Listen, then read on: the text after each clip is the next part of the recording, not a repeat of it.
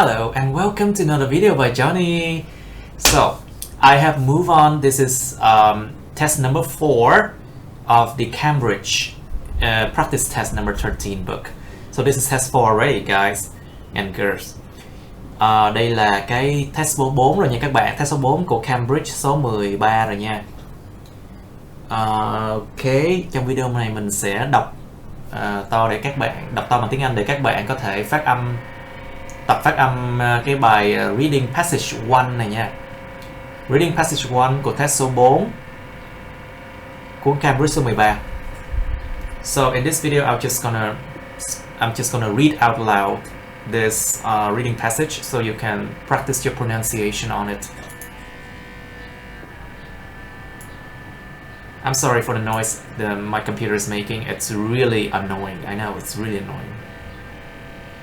Now, Cutty Sark, the fastest sailing ship of all time. The 19th century was a period of great technological development in Britain, and for shipping, the major changes were from wind to steam power, and from wood to iron and steel.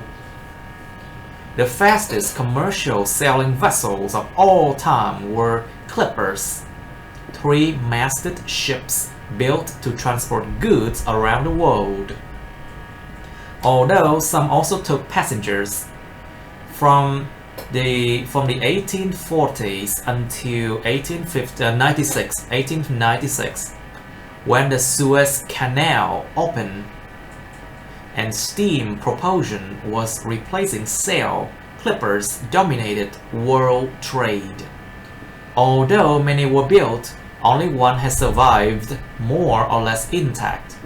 Cutty Sark, now on display in Greenwich, southeast London.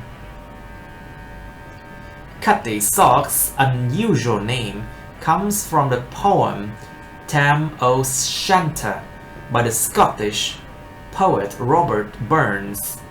Tam, a farmer, is chased by a witch called Nanny, who is wearing a cutty sock, an old Scottish name for a short night dress. The witch is depicted in Cutty Sark's figurehead, the carving of a woman, typically at the front of old sailing ships. In legend and in Burns' poem, witches cannot cross water, so this is a rather strange choice of name for a ship. Cutty Sark was built in Dumbarton, Scotland in 1869 for a shipping company owned by John Willis. To carry out construction, Willis chose a new shipbuilding firm, Scott and Linton, and ensured that the contract with them put him in a very strong position. In the end, the firm was forced out of business, and the ship was finished by a competitor. Willis' company was active in the tea trade between China and Britain, where speed could bring ship owners both profits and prestige. So Cutty Sark was designed to make the journey more quickly than any other ship. On her maiden voyage in 1870, she set sail from London, carrying large amounts of goods to China.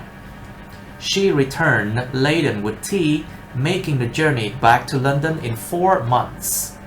However, Cutty Sark never lived up to the high expectation of her owner, as the result of bad winds and various misfortunes.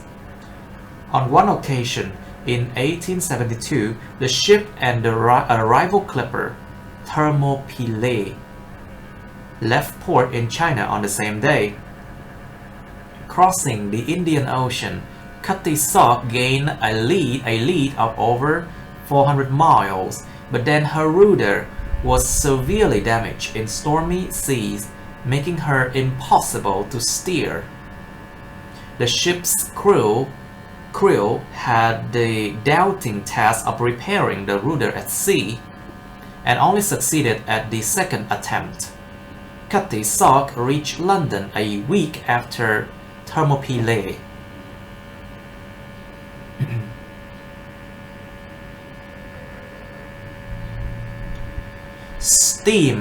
Steamships pose a growing threat to clippers as their speed and cargo capacity increased.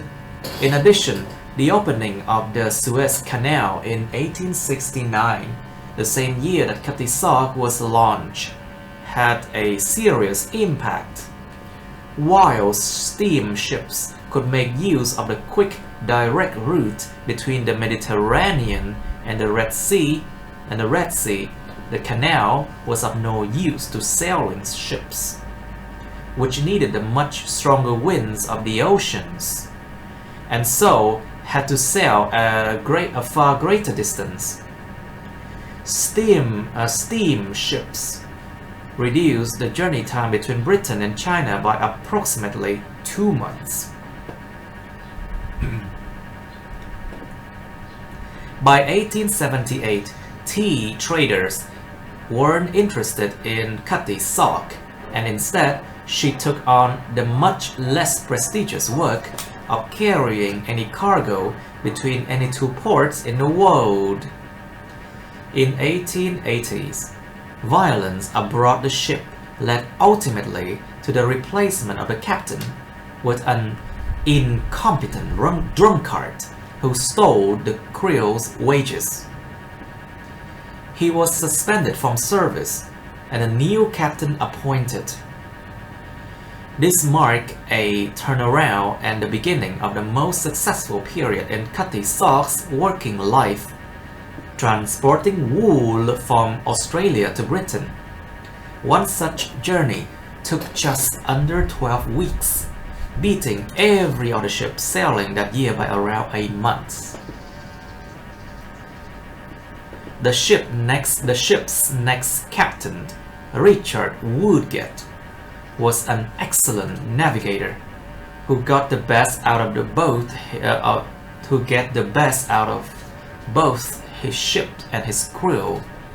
As a sailing ship, Cutty Sark depended on the strong trade winds of the southern hemisphere, and Woodgate took her further south than any previous captain, bringing her dangerously close to icebergs off the southern tip of South America. His gamble paid off though, and the ship was the fastest vessel in the wool trade for 10 years. As competition from steamships increased in the 1890s and Cutty Sark approached the end of her life expectancy, she became less profitable. She was sold to a Portuguese firm which renamed her Ferreira. For the next 25 years, she again carried miscellaneous cargoes around the world. Badly damaged in a gale in 1922, she was put into Falmouth Harbour in southwest England for repairs. Wilfred Dowman, a retired sea captain who owned a training vessel, recognized her and tried to buy her, but without success. She returned to Portugal and was sold to another Portuguese company. Dowman was determined, however, and offered a high price. This was accepted, and the ship returned to Falmouth the following year and had her original name restored. Dowman used Cutty Sark as a training ship, and she continued in this role after his death.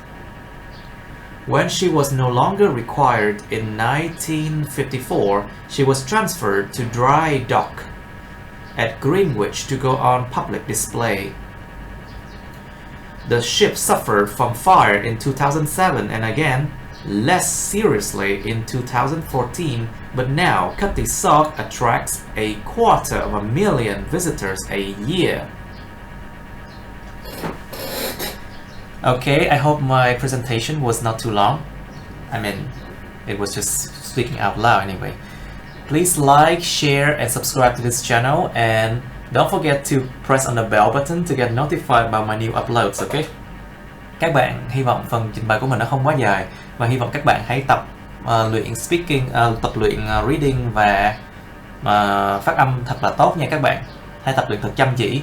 Các bạn hãy like, share video này, nhấn vào nút subscribe cho cái channel này, đăng ký vào channel này, và ngoài ra là hãy nhấn vào nút cái chuông để được hướng dẫn, để mà được thông báo về những video mới nha các bạn.